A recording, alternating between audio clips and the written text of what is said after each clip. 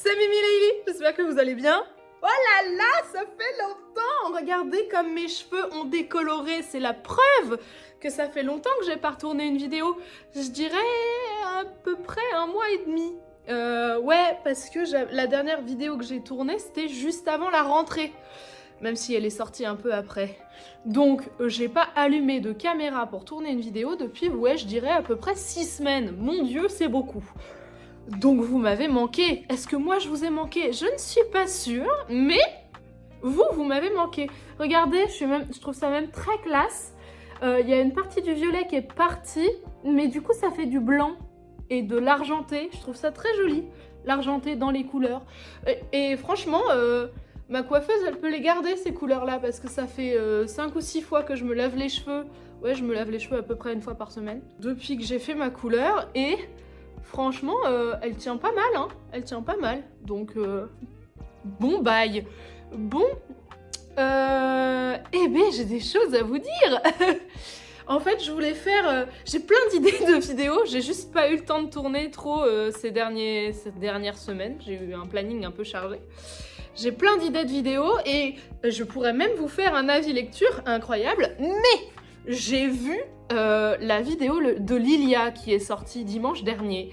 Et je me suis dit, mais trop bien, un tag automnal, faisons ça!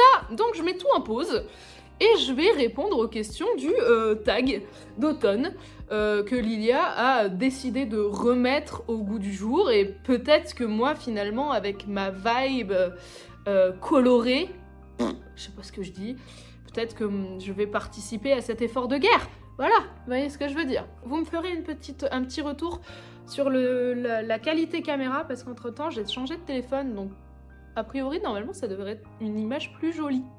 Dites-moi. C'est pas tout ça, mais on a quelques questions auxquelles il faut qu'on réponde. Alors, on en a... J'ai tout écrit sur une enveloppe, mais... Voilà. C'est l'enveloppe de je reçois mes bouquins de poésie. Souvenez-vous. On a 9 questions auxquelles il faut qu'on réponde ensemble. Alors, c'est parti.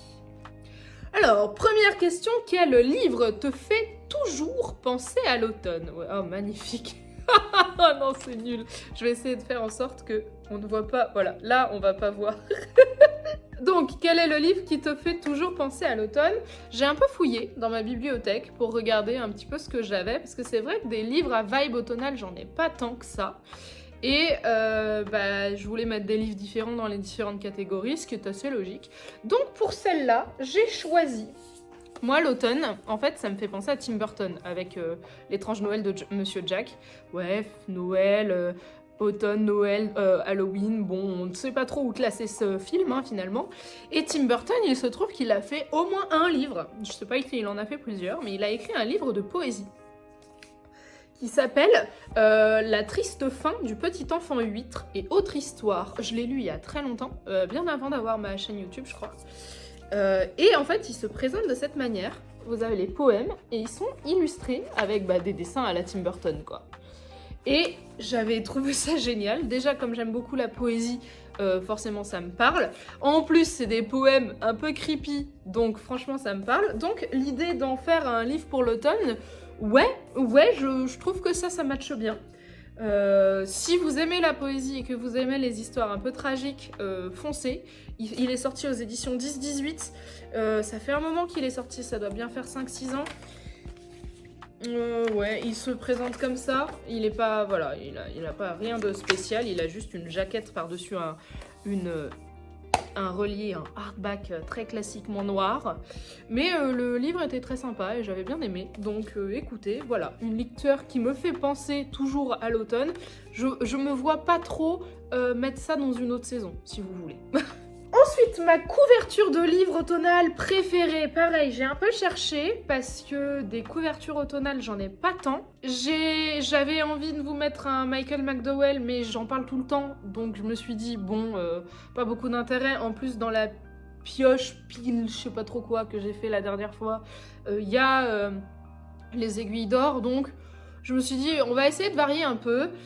J'ai pensé un peu au Kiki, la petite sorcière, mais les couvertures sont pas spécialement travaillées. J'ai pensé aux Mémoires de la forêt, mais je voulais les mettre sur autre chose. Et j'ai pensé aussi à, donc voilà, ce livre-là, qui est Violette Hurlevent et le Jardin Sauvage de Paul Martin et J.B. Bourgois. C'est Bourgois, qui est sorti aux éditions Sarbacane. Il y a un moment aussi, hein, pareil, je l'avais lu bien avant d'avoir ma chaîne YouTube. C'est un jeunesse qui parle d'une jeune fille qui va devoir aller défendre le jardin sauvage de chez sa grand-mère, je crois. En fait, sa grand-mère a une immense propriété et son jardin, la propriété, est magique. Et elle va aller défendre les créatures qui s'y trouvent. Voilà, c'était un petit jeunesse très mignon. Il est très épais, mais vous voyez comment c'est écrit à l'intérieur ? Ouais, il y a des illustrations assez régulièrement, tout ça, donc ça se lit assez facilement. Si vous avez un jeune, une jeune qui lit, qui a 10-12 ans, je dirais, 10-12 ans c'est bien, qui aime beaucoup lire et que les pavés ne font pas peur, c'est un livre très chouette, Violette Hurlevent, voilà. J'avais bien aimé, c'est plein de petites histoires un peu cosy, de magie, et ça me fait penser à l'automne parce que, ouais, je sais pas, cette vibe un peu cosy magie dans une forêt enchantée, pour moi c'est un peu automne-été, mais je dirais plus automne, petits cailloux qui prennent vie, tout ça, j'aime bien les caser là-dedans. Voilà, donc Violette Hurlevent et le Jardin Sauvage, je trouve la couverture très belle, pleine de dorures, magnifique, magnifique. Voilà. Ensuite, quelle est ma boisson automnale préférée? Alors là, ma boisson automnale préférée, en fait c'est pas spécialement une boisson automnale, c'est vraiment une boisson que je bois toute l'année. C'est le chai latte. J'adore ça. Je suis très très très très fan de chai latte. Si en plus on met des perles de tapioca dedans, je suis une femme comblée, n'est-ce pas? De temps en temps, j'aime bien aussi, je bois du matcha. Là, j'ai goûté le pumpkin spice latte. Je suis un peu moins fan. J'aime bien, je suis un peu moins fan. Ça fait plus automne pour moi. Mais vraiment, si je dois choisir une boisson préf qui fait un peu automne, c'est le chai latte. C'est vraiment ça. Puis après, bon, hier, je me suis fait un petit plaisir et je me suis pris un chocolat chaud. Mais, on a le droit. On a beau être des adultes responsables, on a le droit de boire du chocolat chaud à 30 ans. Et j'ai même pas encore 30 ans. Ensuite, est-ce que je fais partie de la team? Je pense que la question n'était pas posée comme ça, mais c'est pas grave. Est-ce que je fais partie de la team des gens qui lisent tard le soir ou qui préfèrent lire tôt le matin? Les gens qui me connaissent n'ont absolument aucun suspense pour la réponse de cette question. Évidemment, je lis le soir. Le matin, je dors. Plus je peux dormir et plus je suis contente. Si vous me mettez pas un réveil le matin et que j'ai pas besoin d'aller au travail, je me réveille à midi sans problème.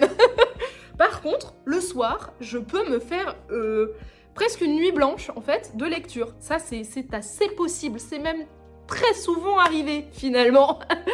Donc ouais, non, team lire le soir, 100%. Ce qui, en ce moment d'ailleurs, c'est aussi la raison pour laquelle j'ai pas trop le temps de lire, ou je lis moins qu'avant, c'est que en ce moment, je prends le temps de passer du temps avec mon chéri le soir, parce qu'il rentre très tard du boulot. Et du coup, en fait, quand je l'attends en lisant, mais une fois qu'il est là, je passe du temps avec lui, et je vais me coucher en même temps que lui, pour qu'au moins on passe du temps ensemble le soir, quoi. Donc du coup, j'ai moins de temps pour lire, parce que mon temps préf, je le passe avec mon chéri, vous voyez ce que je veux dire? Ensuite, Halloween approche. Quelle est ta lecture d'épouvante préférée? J'aime bien les trucs gore, mais en fait, des lectures d'épouvante, j'en ai pas fait tant. Et alors, vraiment, je pense que ce qui m'a le plus marqué, c'est les Franck Tillier. J'en ai lu que 2, pourtant j'ai lu Il était 2 fois. Mais c'est pas celui qui m'a marqué le plus. Celui qui m'a marqué le plus, c'est La Chambre des Morts. Je l'ai pas du tout chez moi, c'était une copine qui me l'avait prêté à l'époque. Donc je l'avais lu comme ça. Mais vraiment, je l'avais trouvé glauque, les personnages sont ouf. Et ce qu'ils font, l'enquête et tout, elle est horrible. Mais c'est ce que j'aime bien dans les Franck Tillier, c'est que vraiment tu pars dans des trucs très très trash. Et ça j'aime bien, voilà. Donc lecture d'épouvante, je sais pas vraiment si c'est de l'épouvante. C'est un gros thriller. Et ouais, moi je mettrais celui-là. Je mettrais La Chambre des Morts de Franck Tillier. Quelle est ma lecture réconfortante par excellence? Et en fait j'en ai 2 qui me viennent et les 2 c'est pas très original. La première c'est Les Mémoires de la forêt. Même si pour l'instant j'ai lu que celui sur l'été. Il me faut lire le tome sur l'automne, le tome sur l'hiver et le tome sur le printemps que je n'ai pas lu encore. D'ailleurs, on pourrait le lire en automne, ça pourrait être chouette. Voilà, donc j'avais pensé aux Mémoires de la forêt, que j'ai hésité à mettre dans les plus belles couvertures aussi. C'est pas très original. Et sinon, autre lecture réconfortante qui n'est pas très originale, c'était Legends and Latte de Travis Baldree. Pareil, j'en ai parlé et reparlé beaucoup sur cette chaîne. Je l'ai beaucoup aimée et elle a pour moi vraiment la vibe automnale de on se met sous un plaid et on lit avec un chocolat chaud. On dirait que j'ai des cernes immenses, mais tout va bien, je dors bien. Hein, voilà, bref. Donc l'une ou l'autre, je dirais s'il faut mettre un petit peu de variété dans ma chaîne YouTube, on va choisir les Mémoires de la forêt, mais c'est relativement kiff-kiff. Ensuite, quelle est ma bougie d'automne préférée? J'adore les bougies, mais en général, je regarde assez peu les senteurs. J'en ai plusieurs, des bougies chez moi. Généralement, je les mets pas pour des parfums d'ambiance, je les mets vraiment pour désodoriser. Moi, j'habite avec un chat, un chien et un petit garçon, donc tout ça fait des odeurs. Ouais, je les utilise plutôt pour ça. Pour l'automne, je dirais... Mais en fait, ça va un peu pour moi avec l'hiver. J'aime bien les bougies à la cannelle. Et puis, j'avais pris une année des bougies à la citrouille, j'avais pas trouvé qu'elles sentaient de ouf. J'ai une bougie que j'aime beaucoup, mais elle a plutôt une saveur printanière, c'est des fleurs. Donc ouais, je dirais des bougies à la cannelle peut-être. Pour moi, ça fait même plus Noël qu'automne. Je saurais pas vous répondre en fait, je crois. Ensuite, lorsque tu ne lis pas, quelle est ton activité d'automne préférée? Alors...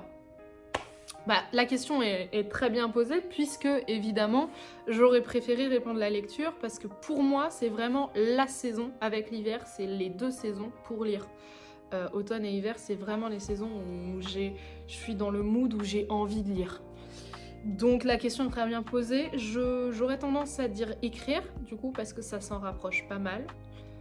Après, qu'est-ce que j'aime faire en automne? Spécifiquement en automne?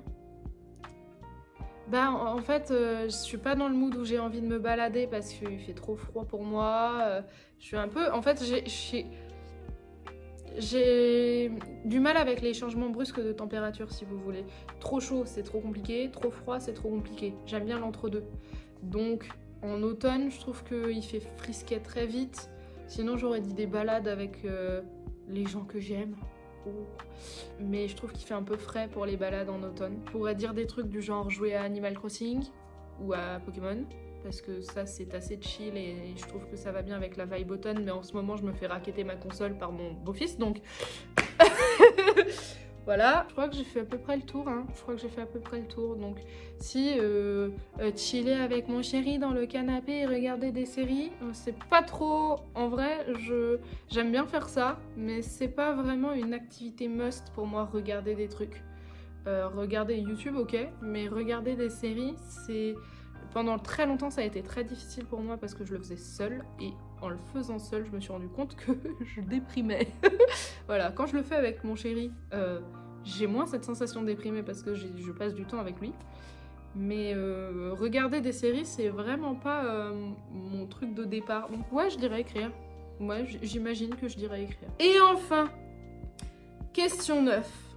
Quelle est ta liste de lecture pour l'automne? On va pas s'étendre sans s'étendre puisque c'est exactement le but de la vidéo précédente. Du coup, si vous voulez vraiment savoir cette espèce de palle que j'ai décidé de me faire pour l'automne, n'hésitez pas à aller la voir, sachant qu'il y a déjà un livre que j'ai lu qui ne rentrait pas dedans. Voilà. Donc, c'est très... j'ai pas le mot, mais... L'idée, c'est que si je suis pas cette pile à lire, c'est pas franchement grave du tout. Parce que de toute façon, je trouve que mon mood est trop changeant en général pour garder une pile pendant 3 mois. Voilà. Eh bien, je crois que j'ai fait le tour des questions. Je vous souhaite à tous et à toutes une excellente vie. Je vous fais des bisous et je vous souhaite tout le meilleur du monde et que quelqu'un vous tende la main. Ciao!